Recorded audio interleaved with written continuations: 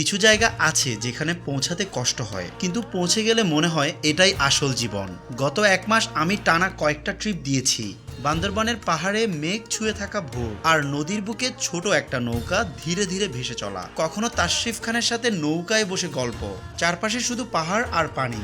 আমরা ভেসে যাচ্ছি, সময়টা যেন ভেসে যাচ্ছে আমাদের সাথে। বান্দরবান যেমনই সুন্দর তেমনই নির্জন। সব জায়গায় বিদ্যুৎ নেই, চার্জ দেওয়ার সুযোগ নেই, কিন্তু আমার কাজ থেমে থাকে না। পুরো যাত্রা, পুরো গল্প একটা নোটিফিকেশনই থামিয়ে দিতে পারে, তা হচ্ছে লো ব্যাটারি। আমার লাস্ট ট্রিপে সেই ভয় ছিল না, কারণ আমার সাথে ছিল Vivo Y31D 7200 mAh blue volt battery, যেটা আমাকে দিয়েছে এক ধরনের নিশ্চয়তা।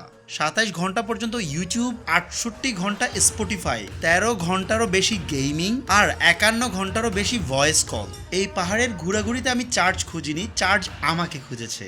নৌকার উপর বসে আছি, পানির ছিটা এসে পড়েছে মোবাইলের উপর, কিন্তু IP68 ডাস্ট ও ওয়াটার রেসিস্ট্যান্ট থাকায় একটুও দুশ্চিন্তা হয়নি। আর ফাস্টিভ রেড ডিজাইনটা পাহাড়ের সবুজ আর নদীর নীলের মাঝে আলাদা করে চোখে পড়ে। একটা ফোন শুধু ডিভাইস না, বরং পুরো যাত্রার সঙ্গী হয়ে যায়। তখন সেটা গ্যাজেট না, একটা ভরসা। পাহাড় পেরিয়ে আমি এখন কক্সবাজার।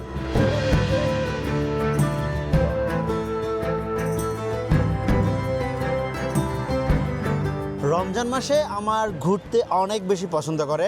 লাস্ট 3 ইয়ার দুবাই, সৌদি আরব এবং লাস্ট ইয়ার ছিলাম পাকিস্তানে। বান্দরবনের পরবর্তীতে চলে আসলাম ওয়ার্ল্ড লংগেস্ট সি বিচ কক্সবাজারে। কক্সবাজারের এই জায়গায় বসে যে ইফতার করার মজাটা, সেটা অন্যরকম। And I am just waiting. এখন হচ্ছে 5:58। 5:58। দেখা যাক কতক্ষণ সময় লাগে। অ্যান্ড কিছুক্ষণ পরেই মূলত আজান দিবে, আজান দিলে হচ্ছে ইফতার করব। দিয়ে দিছে বিসমিল্লাহ। হ্যাঁ ভাই, কেমন লাগতেছে সমুদ্র পাড়ে ইফতার করে? সমুদ্র পাড়ে অনেক বছর পরে ইফতার করতেছি সমুদ্র পাড়ে, অন্যরকম ফিল। লাস্ট 3 বছর তো ইন্টারন্যাশনাল, লাস্ট ছিলাম পাকিস্তানে পুরো মাসটাই। ঈদের আগে আসছি, বাট ভালো লাগতেছে। ক্রাউড কম, একদম নিজেদের মতো করে অ্যারেঞ্জ করা সবকিছু, অসাধারণ।